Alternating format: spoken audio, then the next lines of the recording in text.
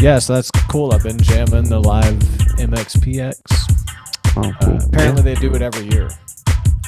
So I wonder how hard that is to pull off playing live virtually like that. It could be done. Yeah, the sure. Audio actually pretty hard because live you got to have it mixed and mastered, so you got to have a guy on a live board. Yes, you got to have that whole. It's like running a show for real, but it's with the recording. More you have to be more dialed in too. Oh yeah, like final product dialed in. Yeah, they didn't really put any reverbs though. You can hear it was pretty dry, but still compressors and the EQ and knowing where to put everything. Because it sounded clean the whole time. The toms were good. They dialed it in. Boom, boom, boom, boom, boom. Oh, they did test runs before running that live. So yeah, it would be a lot of work. I mean, to track it and then publish it later. Right. Well, that's my whole thing with like those live sets like that. Like, for the amount of work it is it worth it? So like a band that big, you notice they only had like 40 viewers in the moment. Now, if that's a recorded clip, that could turn around and turn into tens of thousands, hundreds of thousands of views later on down the road. But then the argument could be made that why not just record a live video of yourself, kind of like a music video, and just dial it in super perfect and put that out rather than playing a live set. Right. Yeah, I guess the interaction point between the audience members and the band is the compelling part of that, because it is. You can comment live and and give the little hearts, and it's like kind of being at a show a little bit, right? You feel included, but to capture someone's attention on the internet live in the moment like that, to catch them at the right time in the schedule where you're around to actually watch that, it's super difficult. So even a band of that size who's been around forever, isn't that wild? They were able to get 40 people to watch them live on the crazy, internet. Right? That's wild.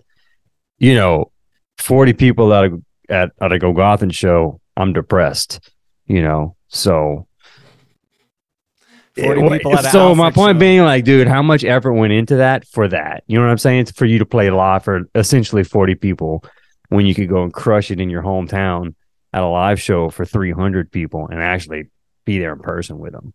Yeah. You know what I mean? And maybe even track that and release that. Look, it's a cool thing to do, Korea. I'm not trying to shit on it. I like that they did it. I get what you're saying. I appreciate they did it. But I'm just thinking, like, from a musician standpoint, like me, like, okay, maybe we want to pull this off as Golgothan. I immediately was like, nah, fuck that. Not worth the effort that we would have to put into it to pull that off live. Yeah, exactly. It reminds me of what, I don't know if I told you about that stuff. Merry Christmas. Yeah, Merry Christmas. That stuff that Ace Enders was talking about at the early November show I went to. Yeah, well, no, you didn't tell me about that. Okay, I haven't told anybody, but that just reminds me of because I asked them in the VIP session, where's the rest of the band? Why aren't they touring with you?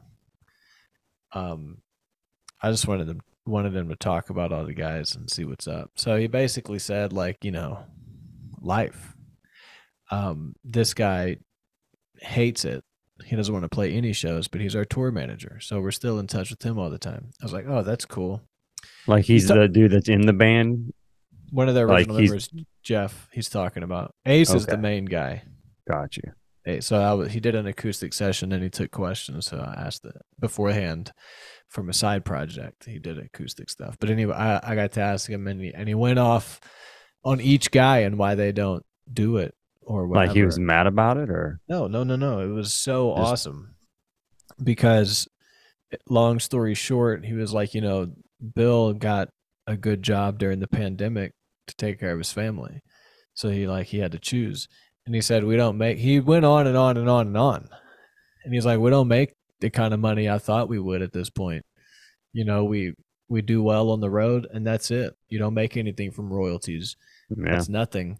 We don't. And he even talked about, it's like, he played a song and he talked about how this next song is about when I realized I never made it. and a lot of my peers did. And I guess he was talking like the Fallout Boys Yeah. of the world, the Taking Yeah. Back Sundays of the world. He's like, I never made it. They all went Huge. to And the top. And Fall Out Boy's still playing. and Ace said that, you know, in between tours, we got jobs. I have many things that I do. He says he's a financial. He's an analyst. He teaches technical analysis.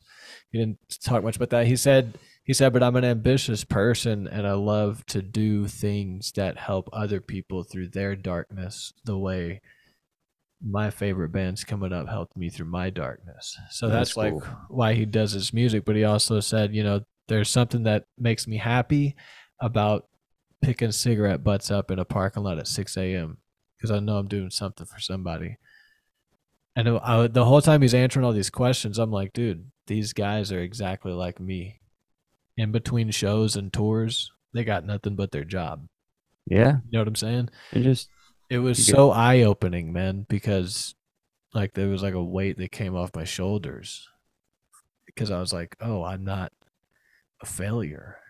I'm doing exactly what all of them are doing. I'm actually a success because I'm still here. You know what I'm saying? It's like everything changed, and that was an awesome night at that show. But that's what it reminded me of. That sounds like an amazing Q&A session that you were able to have with him. It was the best show ever, dude. I got video from the I know how much you like it was that crazy, band. Man. It was so super. Like, for you to be able to go and like have that much of an intimate moment with them's cool. Yeah, and there's like 40 or 50 other people for his VIP. We should probably get into the topic today. Yeah. Well, but it's cool. We just need to catch up anyway. Yeah, it's been a while.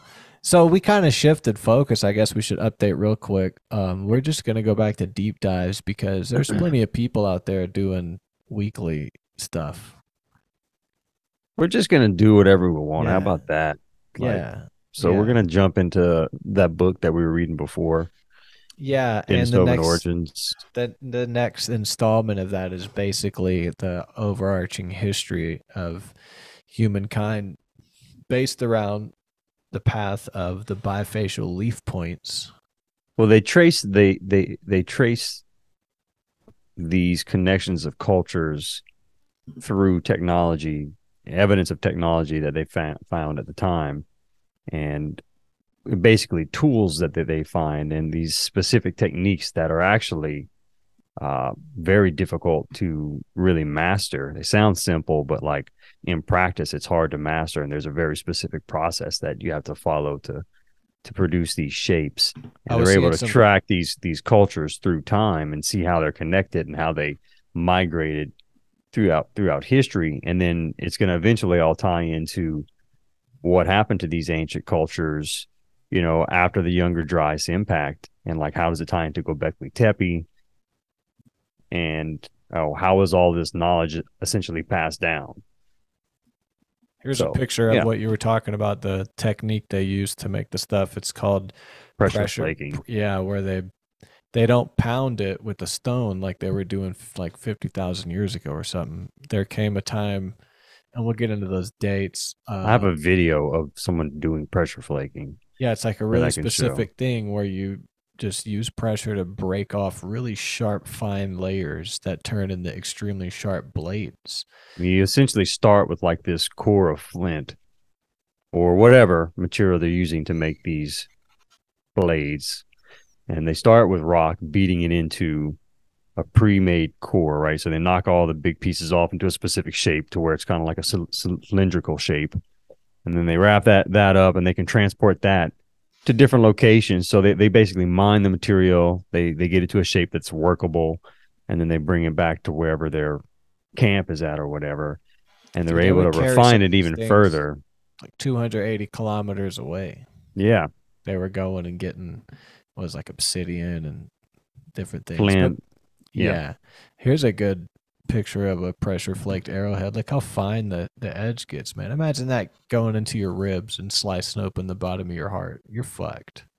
Yeah, but the point being, this technique is very easily identifiable. Like it's a very specific process you have to follow to get these shapes and to achieve this look on these blades. So they're really able to trace connection to cultures through this. Yeah. So once you dig into it, I know you read the chapter. I went through and re-glanced through the chapters. It'd been a couple months since I read them, so my knowledge is, I remember it, but it's a little flaky. And I know you went through it a little bit more recently. Yeah, And well, you got some links. it all kind of starts in Russia, in Kostinki.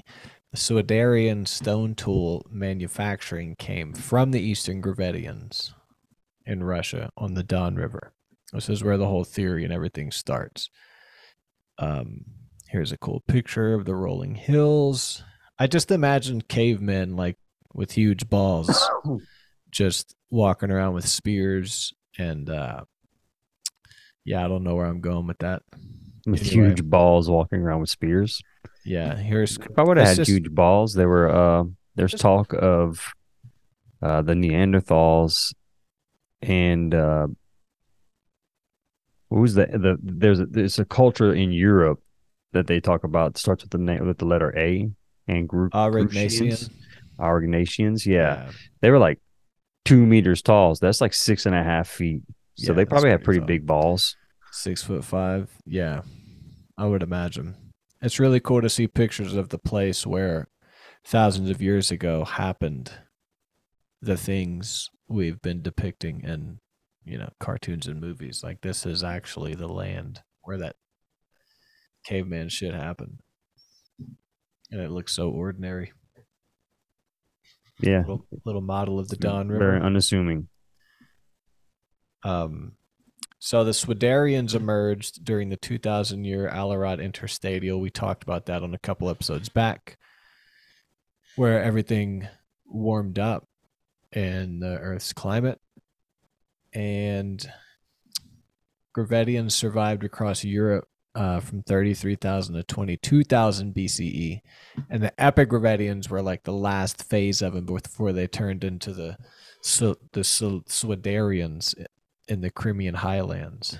So then that's like the first change, where the Gravettians turn into the Swidarians. And they know this because they're tracing these pressure flaking techniques.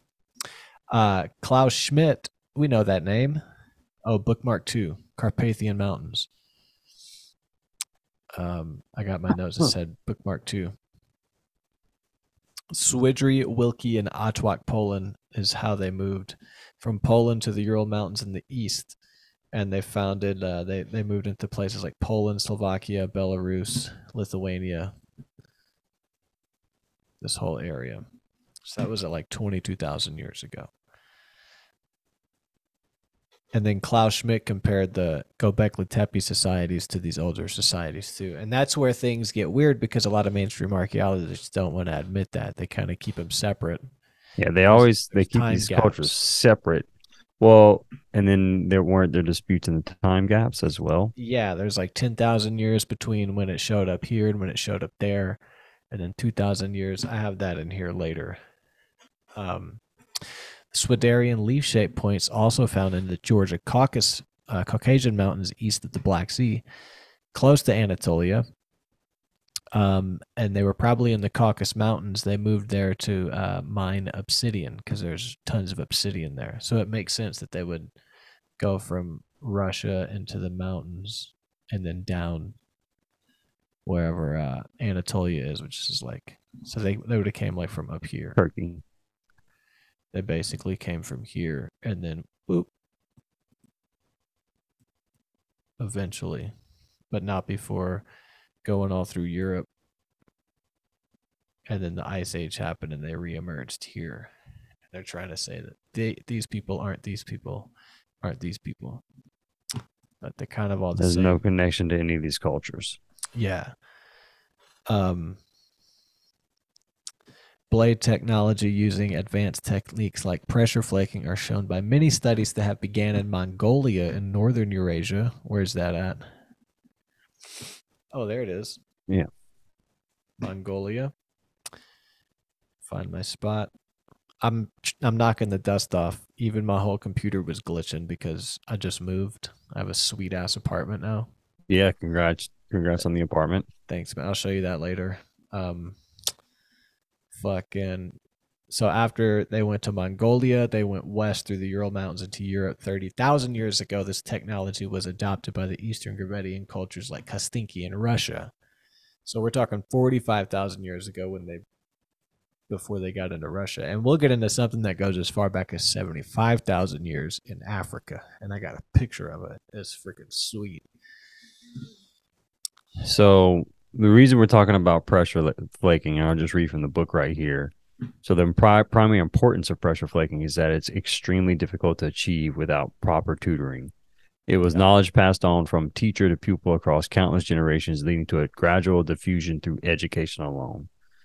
So for this reason, the presence of pressure flaking in any culture can determine links with forerunners who must have employed the use of similar tool-making processes. And then it goes on to say that none of this proves that the Sudarians got the idea of pressure flaking directly. Well, so we haven't even gotten to the Solutreans yet, have we? So I'm going to stop right there. No, we're kind of where everything turns into the Gravettians at 30,000 years ago. But we're getting there. Then the Epigravettians and the Crimea. See, the Gravettians went to Kostinki, and then when they started to evolving in their later phase, they moved into the Crimean Highlands, Iran, and Iraq, and kind of made the Zarzian culture spin off a little bit. So then the Swidarians of Central and Eastern Europe, then the Neolithic pre-pottery cultures of Anatolia. So the Swidarians are coming at like the 22,000 year mark. They don't know much about the Swidarians. Oh, bookmark 3. Boom. The Zarzian culture. Because after they left Kastinki 30,000 years ago, they kind of formed a spin-off the Zarzian culture. And here's a cool picture of a cave. Of a cave. Iraq and Iran. The difference in Iraq and Iran.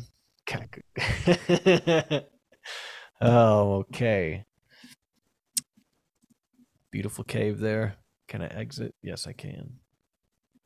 There's nothing on the Zarzian culture. I was about to say that's a very empty wiki page. Wikidata. It's not even WikiLeaks, dude. So WikiLeaks or Wikipedia. Yeah. We don't know much about the Swidarians, but much is known of the post-Swidarians of northern, central, and eastern Europe. Their cosmological views are much like Göbekli Tepe's. That's something we'll talk about later. V. Gordon Child is the guy who recognized traits between the Solutreans of Europe 20,000 to 15,000 BCE. And the later Swidarian, post-Swidarians in Eastern and Northeastern Europe, 11.5 to 5,000 BCE. Okay, bookmark 5. Oh, what the fuck? Oh, so now we're seeing a parallel between Solutrean and Swidarian stone tool industries.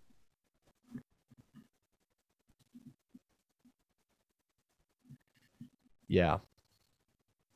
And there was a lady in 1996, Ramute Remantianse.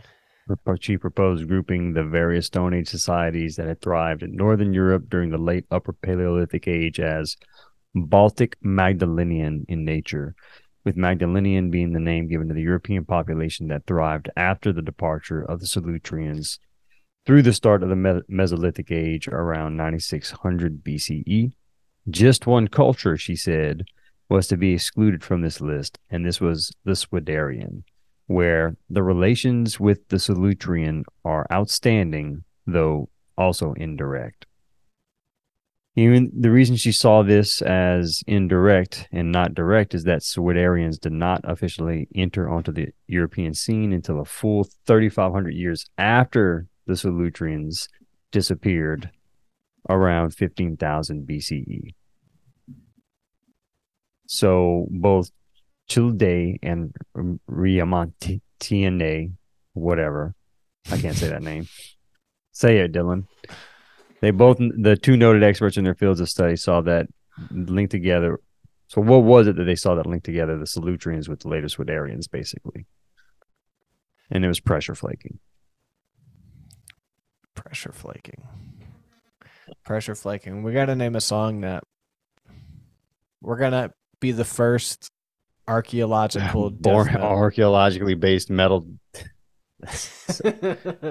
Such a weird fucking genre right there. Those lyrics will be interesting. It makes sense though, because people get caveman when they hear a hard breakdown. What do they do?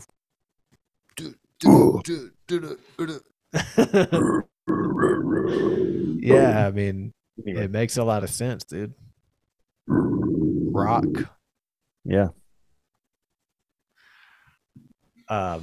Very Anyway, so they're linking all these cultures together through, like we talked about at the beginning, this pressure flaking technique that is very specific process that is difficult to master. So it's not something it's not like just this what the archaeologists are saying is that it's this innovation that just occurs simultaneously among these cultures, kind of independent invention is what they call it. Yeah. Oh, that's one of the things. There was a large time gap overlap. There was a large time gap, and then recent evidence showed that one of the artifacts, one of the type sites, carbon dated much younger, which put it back in line with the timeline of. We'll get into that, but I just remembered a little bit more. So here's the Blombos Cave, dude. Some pressure flaking evidence has been found going back 75,000 years to the Blombos Cave in South Africa. But the technique did not show up regularly until 45,000 to 22,000 years ago. It is a sick-ass cave, dude. It's like something out of Johnny Tsunami. I mean, they wish they could get that. That's straight out of a fucking movie. Don't you just want to hang glide out of that thing and just... Dude, I want a wingsuit fly through that motherfucker. I want to get a blowjob from a Caribbean chick right there while I smoke a big banana leaf blunt. What's that? Very specific. A blowjob from a Caribbean chick. This place is nowhere near the Caribbean at all. It's like a cave in South Africa. It's like I want to import a Caribbean woman over here to give me a blowjob while I smoke and it's all tropical themed that you're talking about too. Banana leaf blunt. Yeah, that's pretty sweet. 75,000 years ago, dude. It's freaking crazy. Oldest art studio discovered in South Africa's Blombos Cave. That's not art, those are stalactites. Stalagmites. Oh, I see it. Look, like carvings on this little cone right there. Is it? It looks like it, dude. So that's the oldest art studio in the world? Well, I mean, I guess. According to that headline, it is. Oh, cool. You see that? Is that carvings? I don't see. Yeah, it looks art. Like. Yeah, I don't know. People are taking pictures of shit on the wall right there. Yeah. I don't really see art, though. It looks like a bunch of rock formations to me. The oldest art studio compelled the same reactions as the most modern ones in New York, which is, what the fuck am I looking at? Even back then, there was cavemen walking through here going like, oh, what the fuck am I looking at? That's a stupid joke. You try that one out on stage. Anyway. Yeah. But it's crazy to think, because I think about, like, I mentioned something about the Irish myths the other day, because there's this game I'm playing called Kingdoms of Amular, and it's all the magic still stuff. Going through that game, huh? It's been a minute since I played it, but that's the one I'm active in. No, I know, but like it seems like a very long, like an open world game you can put a lot of time into. Bro, it's Skyrim. It's hack and slash Skyrim, dude. It was free in the PlayStation Plus store, and the first time I played it, I was like, I got back into it. Dude, it's awesome, man. Hooked. It's super good. So anyway, yeah, it calls the elves in the game the Tuatha, which is the Tuatha De Danann, which is like ancient Irish mythology. And then I'm watching a show on Netflix where they have the elves and magic and the Tuatha again. They're called the Tuatha De, but they kind of spelled it different. They put their own spin on it, and I just remember it being like another thing all these movies have in common is this specific knowledge and incorporation of ancient mythology that you can only get if you're like a nerd with no Maybe life. maybe there's a bunch of nerds with no lives making this shit though. But then you watch Marvel movies and it's kind of the same thing as far as occultic ritual weird stuff. Like the beginning of Doctor Strange 2. We need to cover that one, dude. We need to start doing some movies, man. Sure. It's freaking weird. Oh, yeah, we definitely do. But the argument can be made that who's into Marvel and DC and the comic books themselves the most?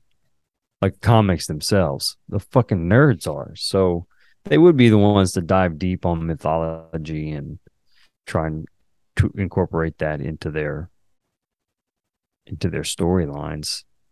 Absolutely. But yeah, we should definitely dig into it anyway. Absolutely. I don't know if there's some grand conspiracy around is what the point I'm making. There could be, but in a very large picture, it is eerily consistent that they never come up with their own stuff. All these top professionals in the most mainstream studios, they're all, you know what I mean? It doesn't reach that level unless it gets through these mainstream studios. And there's some independent stuff. It's like the independent stuff is the ones that get kind of weird. It's just weird. But what I'm saying is that ancient stuff from like 40, 50,000 years ago in Ireland and these old monuments and old this and that, you know, like that's back at the time of like, this is the history of that. This is what I'm saying. It's like connecting the two right here. Yeah, the Bombas Cave is 75,000 years ago. And then it, you know, like the technology, this pressure flaking technology. Back when the Tuatha De Danann were on Earth. That's what I'm saying. That was back when so we look at this picture and we're looking at the Tuatha De Danann and this is Africa. Where societies existed in this area at the same time that culture you're talking about did. Yeah. Let's cover some more movies and games, dude, because we need to do that. There's some weird stuff out there. That says, I don't know how to say this, Zalesians. The Zalesians lived alongside. This is where it gets weird. And they came a bit before the Solutreans. They would transport valuable stuff like obsidian from the Zemplin Mountains and felsitic quartz porphyry from the Buck Mountains in Hungary. 230 kilometers they would transport exotic stone materials. And I added in my notes, it's kind of similar to how pyramid materials were sourced from really far away. Like a lot of monuments and megaliths, they went and got shit far away and then brought it. It wasn't just like a simple gathering of local items and doing what you can. It was understanding we need this. It was. It's crazy. But then, you know, they're going to get it from these mountainous regions, right? Which are probably not the most habitable places in terms of like setting up camp and things like that. So they're probably like mining these materials, working them into workable cores that they can carry with them a little bit easier than these big ass masses of flint and obsidian. Imagine going bringing them from the mountainous areas to like the plain regions to where they have their camps set up at to work them into the finer tools, dude. And then having to battle elves and wizards all along the way because the giants for sure. There were giants back then, right? No. Dude, I think that's what we're getting to in this book. I think so too. Yeah. Is Denisovan giants, man. You know, we don't fuck around here. It's a slow build. Might take us years, but we will get to the giants at some point. Similarities found between the Silesians and the Eastern Gravettians in Kastinki and Sungir north of Moscow. What's odd is the Eastern Gravettians toolkits are accredited to Homo sapiens, and the Silesian toolkit is assigned to our distant cousins Neanderthals. Neanderthals occupied large parts of Western Europe up to 300,000 years ago. damn, dude. Around 40,000 years ago. Up to around 40,000 years ago. Some archaeologists believe some Neanderthals continued existing in isolation here or there up to 30,000 years ago. Those who came before the Solutreans, the Proto-Solutreans, are related in some way to the Silesians in the eastern group and the eastern Gravettians of Kostinki. So we got this trio going way, way back. Solutrean ancestors, it is speculated, entered Central Europe from the east, followed the river Danube to the Black Sea between Romania and Ukraine. I had that map. Here's the Black Sea, Romania, and Ukraine. Bup. Yeah, so they went wee right down Where's the there. Danube River? Where was I?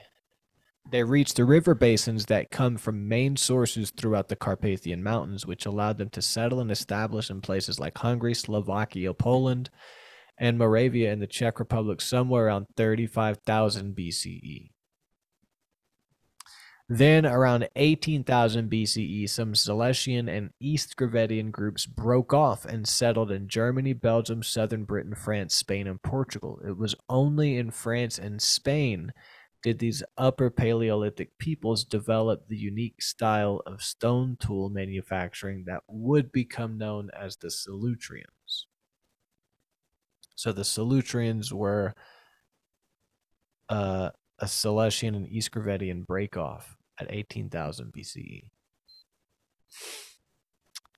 And then So that was like a merging of cultures. Yeah, and it was France and Spain out of the six or seven they settled that came up with the stone tool manufacturing. So they became the Solutreans, and we forgot about the other ones, basically. The name comes from the Rocs de Salutre, near the village of Salutre-Poi, near Mâcon, in eastern central France. I got pictures here. Enjoy. Very beautiful. Very, very fucking beautiful. Isn't it fucking gorgeous?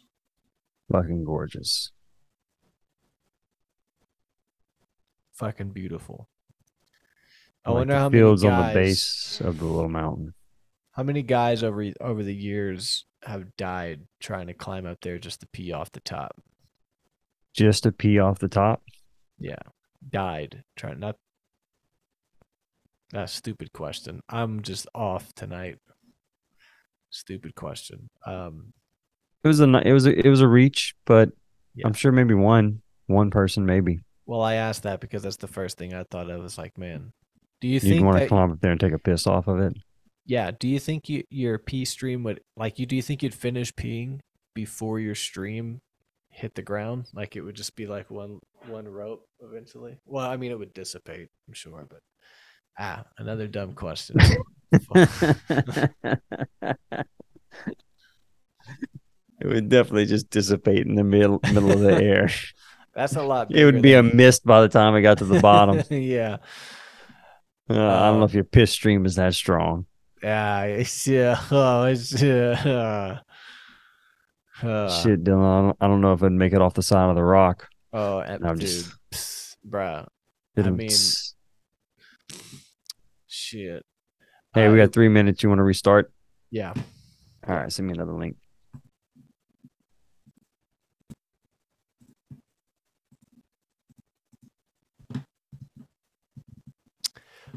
So the name Roc de Salutre. Oh wait, I just said that. It comes from that thing. Yeah. But on its southeastern slope in 1868, they found Solutrean leaf points, and that site is called Crotte de Chaunier. And I guess this is a picture of it here or something. Maybe these are some leaf points they found. Cool. Yeah. So more evidence of that technique showing up. This was when archaeologists first took note of this culture as being unique and significant. Was when they found in France and Spain at the Roc de Salutre. And then all the research uncovered all the early stuff, I guess. I don't know. Many prehistorians believe the origins of the Solutreans were a powerful ruling caste who moved in and dominated the existing culture in Europe known as the Aurignacian population. So that's what it was. The Gravettians and the Celestians came in to Europe 35,000 years ago. At 18,000 years BCE, they split off and made the Solutreans. Is that what I just said? Yes. Yeah. Where the Celestians and the... And this is when they got into Europe. So they made the Solutreans. So let's just explain who the Aurignacians were that were there in Europe. Already. They were the name given to the first modern humans to enter the continent something around 45,000 years ago. 45,000 years. They take their name from Arugnac in the Haute-Garonne region of southwestern France. It was there that their distinctive stone tool industry was first recognized by archaeologists. From their fossil remains, we know that they were particularly tall, as much as 2 meters in height, strong and very powerful individuals with long and broad skulls. Very early on, they were dubbed Cro-Magnon man after the Abri de Cro-Magnon rock shelter in, I'll let Dylan say that, southwestern France, where the remains of no less than 5 Cro-Magnon individuals were unearthed in 1868. That term is no longer used to describe the physical nature of the first modern humans to reach Western Europe. Instead, all early Homo sapiens that spread across the Eurasian continent at the commencement of the Upper Paleolithic Age are collectively either known as Aurignacians based on their cultural achievements or simply as anatomically modern humans. So that's the Aurignacians. Yep, here we go. Mainstream says there's no connection between the Solutreans making these leaf points and the Celestians or Eastern Gravettians, and use the 10,000-year gap between each tool's arrival in each culture as a reason. The Solutreans got pressure flaking tools 22,000 years ago. It is thought that the Celestian development occurred 43,000 to 32,000 years ago. But new evidence shows that leaf points in the Buck Mountains of northeastern Hungary carbon date to between 30,000 and 20,000 years ago, leaving them much younger and in range of the Solutreans' development. If this is the case, then the final disappearance of the Celestians corresponds with the appearance of the Solutreans in southwestern Europe. Later, a detailed study of the microtechnology behind the Solutrean toolkit manufacturing can be compared directly to the Celestians and the Eastern Gravettians. This was done by Bruce Bradley, a PhD of the University of Exeter, and is revered as one of the best and current experts on Solutrean technology. It gets stupid when British archaeologists ignored the fact that Russian archaeologists excavating the Kostinki site of Eastern Gravettians in Russia said their findings were Solutrean in nature. So the Russians said, hey, the stuff we found over here, it's actually like y'all's shit in nature. So it wasn't anything like protected. And then the Britons were like, why we didn't hear anything? What? You know what I'm saying? Yeah. So that's weird. Several Solutrean leaf points were found in Kostinki underneath the foundations of a roundhouse. This upended the idea that Solutrean tradition originated in the Carpathian Basin. So the Solutreans were the Celestians and Eastern Gravettians, basically. That makes a lot of sense. They came, boom, and they broke off and made the Solutreans, who took over the Aurignacians. Yeah, they dominated the people in Europe. And then that was down Romania and Ukraine, just west of the Black Sea. And on the other side of the Black Sea, let's go back to that map, after the Younger Dryas impact. So that lasted like 6,000 years, right? Because that was 18,000 BCE when they broke off and made Solutreans. So like 6,000 years later, the Younger Dryas impact happens. And by that time, they've made their way north of Georgia. I think, no. Where's Anatolia? Oh, down near Turkey. Turkey. So they had like the other side of the Black Sea. They made their way around it. come down here through Istanbul or around here. And that's where society reemerged, was here. That's so cool to be able to know that. To just know how it came here and broke. Or at least, parts of society reemerged there.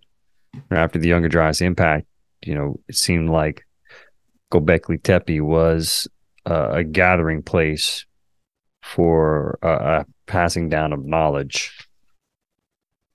Yeah. From these older cultures and generations. Right. And what was that thing where earlier we talked where that lady proposed to lump all Cro-Magnons or something into, what was it, the Baltic Magdalenian? Because here in my notes it says the Magdalenian culture appears at the time the Solutrean culture disappears, these two being an apparent evolving of one to the other.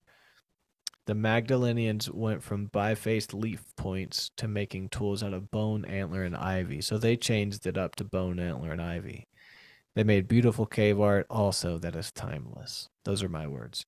Many archaeologists believe the Solutreans to be a small flash in the pan, but evidence shows that they had a direct and significant impact on the Magdalenian population, and their cultural traditions can be traced into the construction of Göbekli Tepe. Around 5,000 years later, which we'll get into on another episode. So there's, what is that, 50,000 years of human history based around bifaced leaf points and pressure flaking. Well, they were able to it's pretty cool. They were able to trace that using that technology across from basically Russia through Europe to Turkey. Yeah, man. Hey, I just thought wild. of something, man. I just thought of something.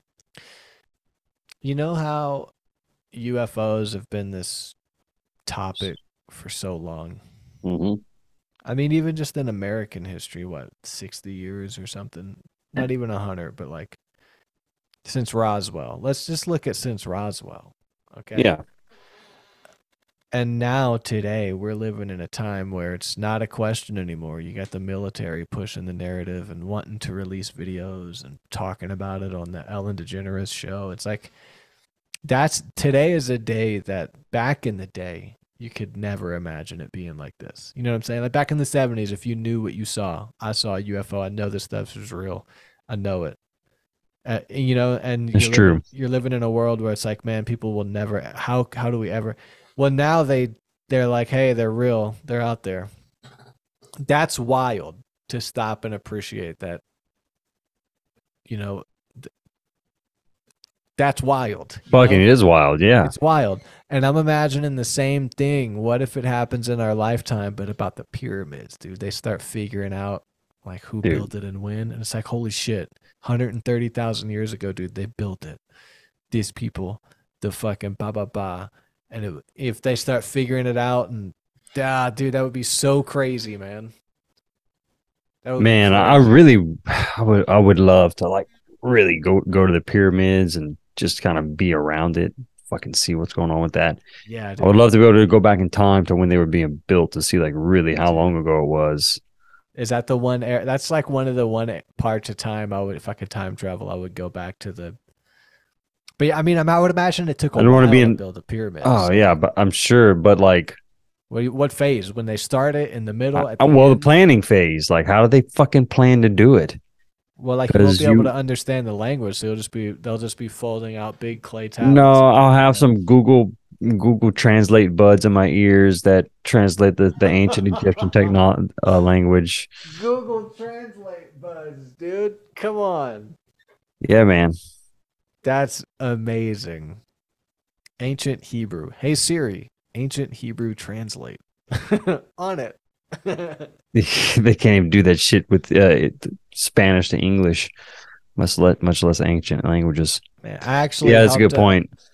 But would that be crazy, man? If like some of these mysteries start because UFO. Dude, did you listen to? It's similar. Just real quick, the UFO shit is similar to pyramid shit. Like if you're into pyramids, you're kind of wacky. Like somebody who's talking about it could be the next big. Yeah, you're right. Unless you follow the traditional Egyptologist. 3,800 years ago, they built it with slaves. Yeah, they just used a series of ramps and pulleys to get the stones into play. Like, get the fuck out of here. It's not No, practical. they didn't. They just transported it hundreds of miles away, very slowly, I literally dragging it worked on with a ground. guy- I Like, worked okay, with a shut guy the fuck up. very recently that said they figured out how to do all that advanced cosmos. When I was talking about the Dogon tribe, how they knew about the invisible star 5,000 years ago, Yeah, and the only that's reason we wild. know about it is because we see it on their tablet, and it still took our NASA, our space program, 50 years to find it after knowing where to look because of a tablet that's 5,000 years from the Dogon tribe. Wow. He literally said, yeah, well, they didn't have anything to do back then. They're like bored, so they just figured this stuff out. And he was super condescending. And actually, You got to be shitting me. I swear to freaking God, dude. And that's what most people think. What about the we did a whole episode on the precision of accuracy of the pyramid is in scale as a model of the Earth. Yeah, and it's not like even about to an invisible star to a couple degree. Yeah, I know, but I'm just saying, like you could take these ancient people. My point I'm making is that these ancient people had a deeper understanding of the cosmos and technology and the way shit works than we really have any idea of, based on all these little clues they left behind for us. Well, and then you have all these people nowadays are like, oh yeah, well, you know, they were bored. They're bored. So they figured out that an invisible star exists from being bored. Hunter-gatherers don't do that. And that's kind of the final argument for anything, is like when you have a huge advanced megalithic structure, by default, you have an advanced society capable of expending their resources on the designers, architects, slaves, if you need. Like, that's not a hunter-gatherer society. That's a huge population with science and technology at hand to build something that serves no purpose. Real quick, because a lot of these arrowheads, we didn't mention this, but a lot of these arrowheads they find, they're so delicate and fragile and like such a fine piece of work that they believe they didn't just use them for working, they used them for ritual and ceremony, and some were found buried with red ochre, which was a ritualistic paint. So they did use these things that they would travel far, 230 kilometers, to go get these exotic materials in the mountains, bring them back, and then bury them in rituals. Like, this is what I was trying to connect with the magic and the Tuatha De Danann shit, is because 50,000 years ago, they weren't worried about surviving, dude. They were going to the mountains to get obsidian so they could do rituals and fucking send their soul into space. You know what I'm saying? Like, they were doing wacky shit combined with what requires a super advanced deep understanding and a way to do it. And like, that's the same logistical process for the pyramids, is to get that shit from really far, and then they came back and they built it for like ritualistic purposes. And that's like the ultimate example of it, because it still exists in its Easter Island prominent form today. Did you watch that Rogan episode with Randall Carlson and Graham Hancock, the most recent one? Yeah, and he talks about technology, dude. That's going to be coming out in the next couple of months. What the fuck? He said he's been sitting on it for 7 years. Oh my God. How pumped are you to like keep up with that in the next couple months? Dude. Because he said 3 months or so. He said, I've been keeping it under wraps for 7 years. Couldn't talk about it. They've been working on a lab in the Maldives. The Maldives? Maldives, whatever. Dude. Wild. And he's like, they use it. It's a generator that runs on geometry. Like, what? And he's talking about how the ancient geometry, like the sacred geometry that he's been like obsessed with for years, and all these numbers that continuously come up in ancient cultures and religions and scriptures and texts and just in the universe. That's what I'm talking out about. In the world, it all comes together for him in these patents that these guys have been working on in these labs. And how they're able to use different frequencies with different geometrical shapes to produce. Oh man, I'm so fucking pumped to learn about this. That's like the potential for the pyramid mystery to get unraveled in our lifetime. Dude, like this, and we're watching in real time. We're watching in real time. But that's the conspiracy, man. That's the conspiracy. Why would all these movies and video games want to plug the same ancient mythology down to the Tuatha De Danann? Who the fuck knows about Tuatha? And why don't they call them something else? The Bunga or something? Name it something else. Something Be creative, else. you fucking writer. Don't plagiarize cavemen that we're not even supposed to respect because they're fucking ancient cavemen.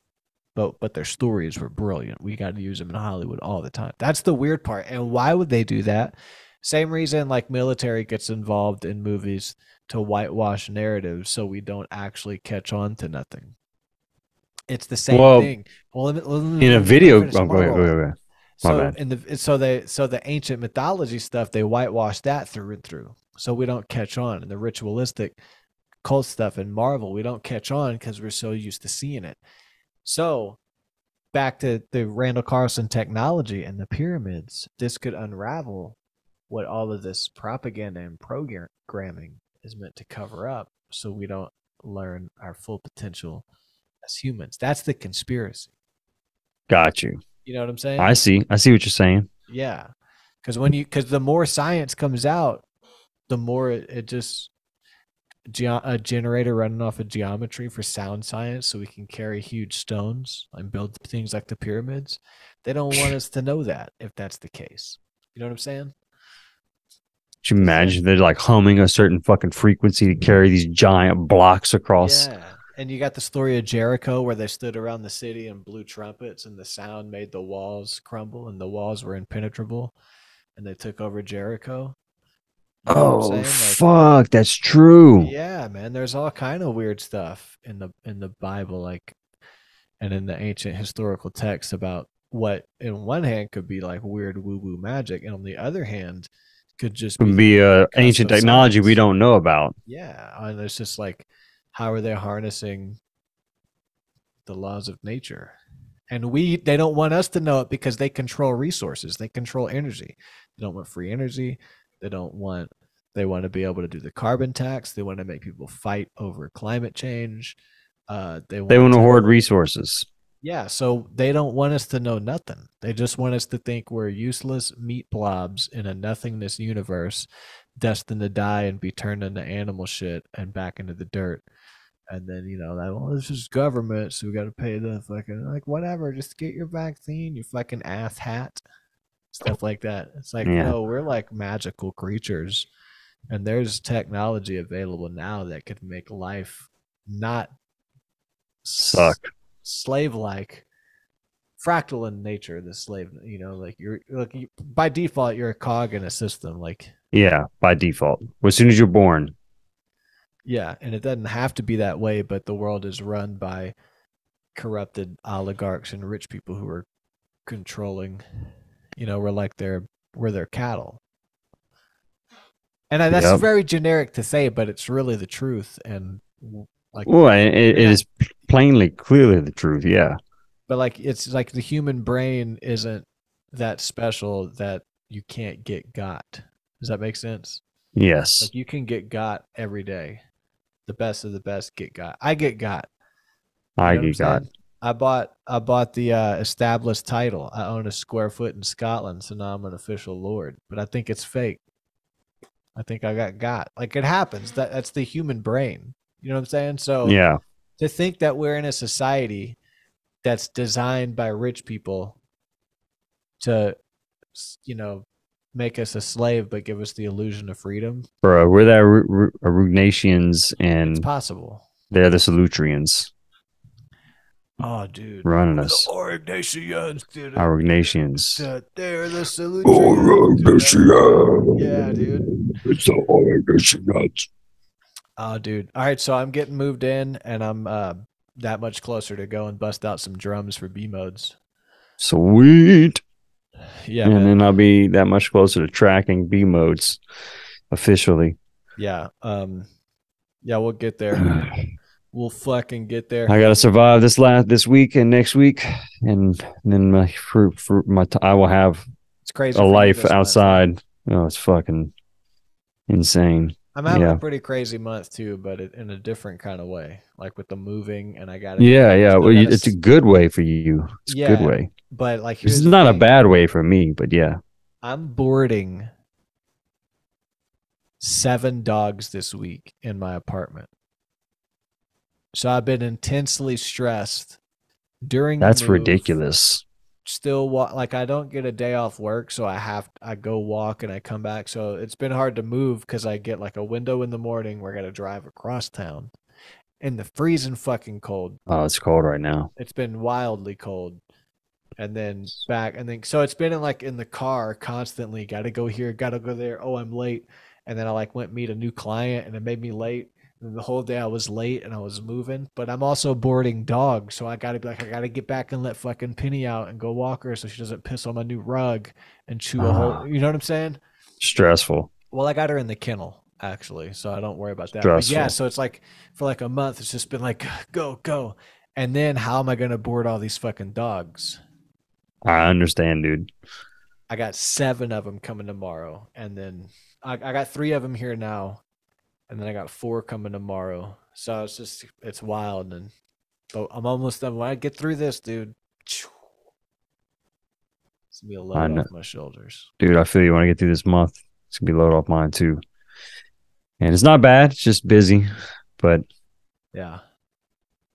Hey, got to make money. Got to make money. Got to do it. I'm just a cog in the system. Just the cog in the system. We got some new song names from tonight. Orignation. The Orignation. Magdalenian. Pressure flaking. Yeah. I was trying to think of some other ones from this episode. Bi-faced leaf point. Swidarian death trap. Swidarian death trap? Yeah. Dude. The Magdalenian meltdown. Yeah, we got to get death metal with these names. All right, I'm out. I'm all out. I'm too tired to think anymore. I got one more. The Gravettian graveyard. Fuck yes. Yeah, Gravettian graveyard. I'm getting that tattooed on my fucking chest. Gravettian graveyard. Oh. Awesome, man.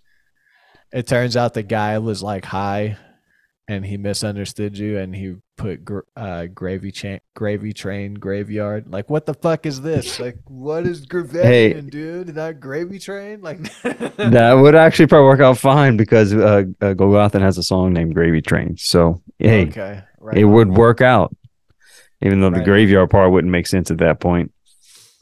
Oh, fuck. Well, it was a fun episode. And, yeah, man. You know, how is it a Christmas episode, you might ask? Well, all this leads up to Jesus being born in Bethlehem 2,000 years ago. Yep. Merry fucking Christmas. Merry Christmas. Christmas episode. Go check out Alfred and the Teddinators. Our new single, Soldiers. Got a new single up. I jammed it. It's coming out. It's fun stuff. Golgothan has a show coming up on the 12th, so if you're in town, check that out. Playing a new song. Just finished tracking the last the demo for it, so we got it structured down. Wrote some solos for it last night, so we'll be playing that at a pretty big show with Goat Horror in at the Boom Boom Room. So that'll be fun. And you go check out Leech in the meantime till we put our new shit out. Yeah. Leech is a tight record. Write your next part on Vulturestone, man. Let's get it going. Yes, man. I just hadn't had time, bro, for being honest. But I will. I have it up in Guitar Pro like right now, but just haven't had a chance to dig into it. I'm of the mind to get a show going next year, and if Steve-O and Neil can make it, great. If not, everybody can lick my fucking nuts. We'll go play 2-piece, and if they don't like it, eat my ball sack. All right. But like stage time, get up there, play. Why not, dude? Fuck them. I hear you, man. Who gives a fuck? Who gives a fuck? You know what I'm saying? Who gives a shit? So, I mean, whatever. We should start working towards that. Okay. All right, man. Ooh, Merry Merry Christmas, yeah, dude. everybody. Merry Christmas. Stop sharing. All right. Well, see you next time, dude. All right, bro. I'll see you next time. See you next time. Sorry, I'm high right now and I'm like canceling all my stuff. What's our next episode? Let's do let's see. The next chapter in this book is the Wind People. The Wind Horse People. Yeah, Wind Horse People. You want to do that one? Yeah, we could jump into that next. Or if I get another idea, I'll hit you up. Okay. It might be that. It might be. Maybe we'll dive into Graham Hancock's Netflix series because that was kind of cool. Oh, movies, man. Yeah, movies. Some movies, yeah. Well, if you hit me a movie, that'd be fun, and I'm sure I could get Jeff to jump in on one of those with us. Do our first guest episode because he loves movies and movie head. Okay. I'm thinking Doctor Strange too because it starts off with straight up. It's a weird storyline, man. I haven't seen Doctor Strange 1, so should I watch the first one? No, it struck me as weird because I'll just say like it starts off with like an underage girl screaming at Doctor Strange, like, what are you doing? I thought we were friends. I thought I could trust you. It's like, what the fuck is happening here? And all right, I'm already not into it, but all right. Yeah, dude. And so he's like fighting off a monster. But he's like, I'm sorry, but the sacrifice is greater for the greater good or something. And he starts to like suck her life force out with his hand. She starts like dying. So basically the story is that he kills her to kill this monster. Yeah. And then something happens and it hits him. And then it stops the life force and the girl's able to like run away. And then he wakes up and he was like, oh, I don't know what got into me. You know what I'm saying? It's like, it's so weird. But then before he wakes up, the monster gets the girl and it has like a lightning bolt that is wrapped around her wrist and her leg. And it's got like you would see a rape victim tied to a bed. And it's like pulling her up and she's screaming. And then Doctor Strange wakes up and he's like, who am I? And then she's in the movie and you have no idea who this girl is. They haven't established any of this. It's just the movie starts with this underage girl being threatened and saved by all these older guys keep coming up and they're like, looking, I can save you. It's really weird. So this 14-year-old girl is basically in this sea of guys that won't leave her alone and she keeps being violated. But it's about her life force. And dude, she starts running through the streets. So it starts with the crazy ritual looking scene. It was like a sacrifice type thing. Then it goes to everyday scene where they're in the office. And Doctor Strange is like, what's going on with my head? And then it goes right back to this weird shit because a one-eyed monster is chasing her down the street. It's a huge monster with one eye, dude. What? And Doctor Strange she can't figure out if she can trust them, but all these guys are trying to save her. The innuendo in that is very strong. And that was what? I said the innuendo in that is very strong. Dude, that was not even the first 20 minutes. It's like a 2-hour movie. Wild. I turned it off. I was like, we got to do an episode on this creepy ass shit, dude. That is fucking creepy. It was weird, dude. All right. Weird. Episode on Doctor Strange 2. Doctor Strange 2. And like some other ones, like maybe A Hunt for Red October. I don't know. I was watching some movies, but I'll send you some. Let's read the next chapters. All right. We're gonna get the Skepsis, and let's do it. Yeah. All right, man. See ya. All right, man. Good luck rest of this week boarding the dogs. Yeah, man. Merry Christmas. Merry Christmas, man. Later. Later.